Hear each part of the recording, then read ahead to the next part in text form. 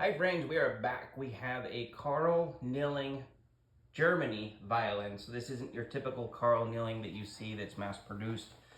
This one is a little bit better, and well, that's going to be for you to see, and that is going to be here for our star Catherine here that everybody just absolutely loves the rave reviews of her playing, and not just her playing, but her articulation and explaining of the violin. So long story short, she's got her master's, teaches violin. She's pretty much everything violin. So she is the trusted source. So I'm going to pause and hand it over to her, Karl Knilling.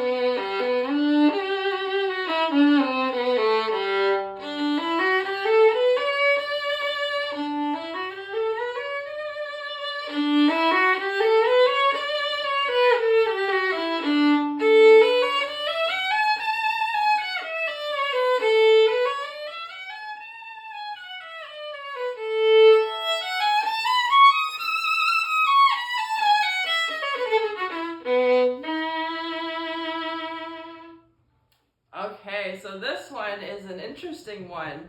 She's really bright. She has just this bright tone, but like with a really, really rich depth to the strings. I really feel a lot of the vibrations, just right up against my body, and I love feeling the vibrations of the instrument. But already, I just kind of pushed to see how loud I could get the instrument and kind of, what the soft sound like. And already, lovely range of dynamics. We don't lose the quality of sound whenever we push into those extremes, extremely soft, extremely loud. Of course, we'll test that a little bit more with some pieces that I will perform. But already, it's off to a great start. I'm hearing a lot of lovely resonance, and it can take a lot of the weight of the bow as I'm really pushing in, trying to see what I call the roof of the ceiling is, or the roof of the sound. I looked at the ceiling and I was like, ceiling. So I really wanted to see the roof of the sound of how much I can, kind of squeeze out of the instrument and coax out of the instrument. So of course you will hear that in the pieces.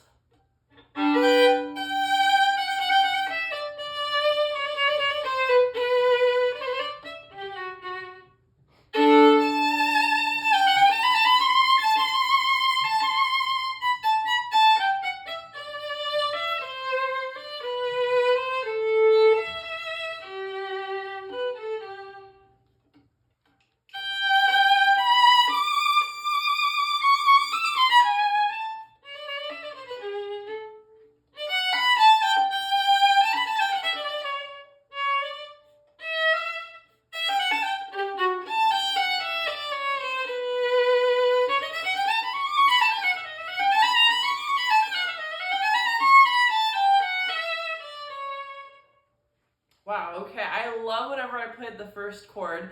You could still hear the ringing of the strings as I continued on, so it was like my own little accompaniment in the beginning. I hope the mic can pick that up.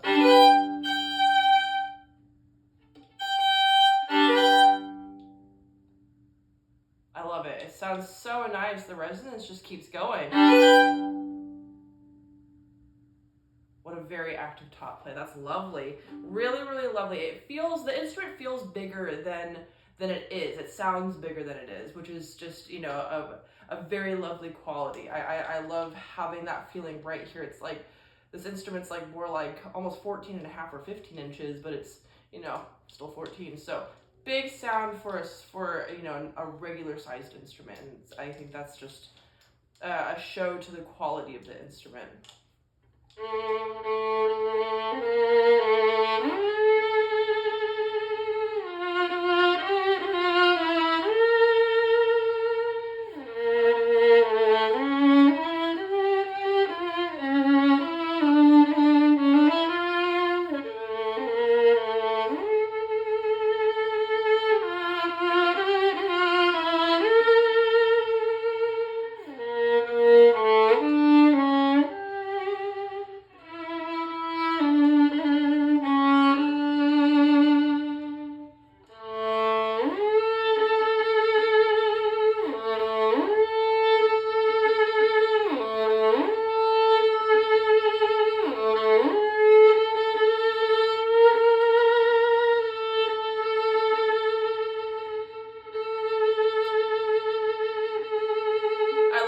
vibrato sounds up there. It's very throaty, and it just really has that like deep sound up there. Potentially there might be a wolf tone a little bit higher than what I was playing. I could sort of feel it happening. I don't know, I'm kind of weird. Sometimes I can feel when wolves want to happen. I think there might be a wolf that's a little bit higher up. We don't generally play that high up the G string. Very rarely do we actually play. I could try and find it. But wolf tones are kind of a mystery on instruments. They just kind of happen. I've played on some really expensive instruments, some really nice ones, where they just had a wolf and it was like, hello. But there are little customizations that you can, add to kind of get rid of the wolf. I had a wolf on my instrument that I've had for, I want to say about 15 years now, 13 to 15. And it just kind of went away one day. Just like, poof, it was gone. I was like, okay, bye-bye. So, yeah, wolves are just kind of a mystery. Wolf tones are where you get two frequencies that kind of hit each other, and when they hit, they create like this fluttery sound. And so I did not hear the wolf whenever I was playing just now. I think there might be one a little higher, but it's very rare for violinists, unless if you're playing like really advanced music. It's rare for you to ever have to play up that high. Other than that, I think that the lower range here has a nice transfer of sound from the lower position to the higher position. Sometimes whenever we shift up, it's like the sound quality just plummets and it's like, okay, hello cardboard sound.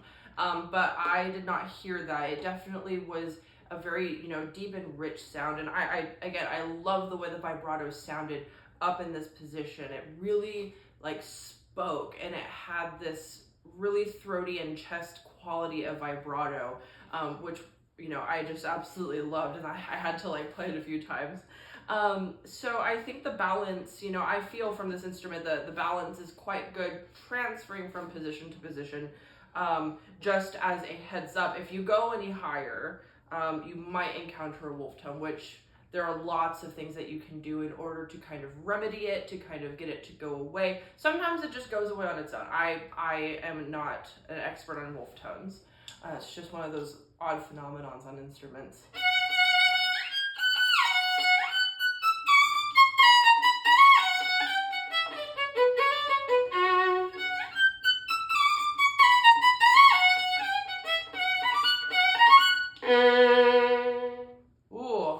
Wow, so I love, one thing that I really try to listen for in violins is, especially on the E string, because violinists, we basically live on the E string. This is where we live all the way up here, and I like to hear that there is a good transfer of the quality of the sound on the E string, more so than the other strings, because we really spend a lot of time playing in higher positions on the E string.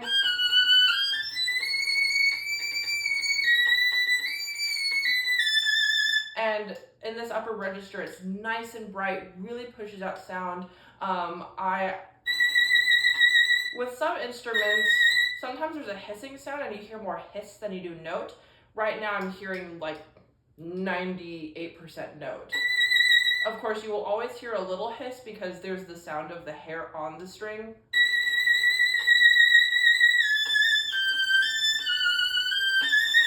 But really powerful upper register. It's beautiful. It's really, really lovely. So the upper register of this instrument is, you can play it warm, or you can just really push the direct sound out.